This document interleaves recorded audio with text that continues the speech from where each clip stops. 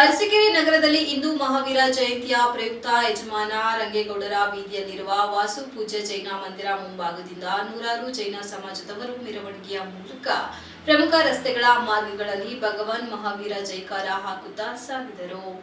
ಹುಳಿಯ ರಸ್ತೆಯಲ್ಲಿರುವ ಜೈನ್ ಬಸ್ತಿ ಗುಡಿಯಲ್ಲಿ ವಿಶೇಷ ಪೂಜೆ ನೆರವೇರಿತು. ಯುವಕ ಯುವತಿಯರು, ಮಹಿಳೆಯರು ವಿಶೇಷ ಉಡುಪುಗಳೊಂದಿಗೆ ಭಗವಾನ್ ಮಹಾವೀರ ಜೈಕಾರದ ಘೋಷಣೆ ಕೂಗುತ್ತಾ ಸಾಗಿದರು.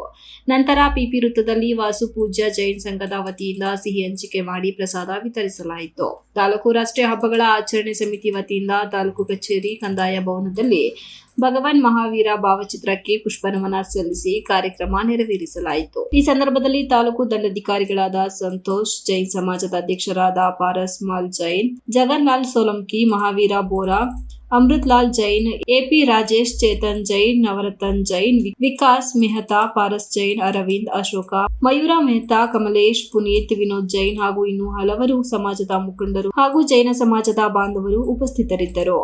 Umesh G K, TV 46 news Kannada, Arsikere. You are watching TV 46 News Kannada.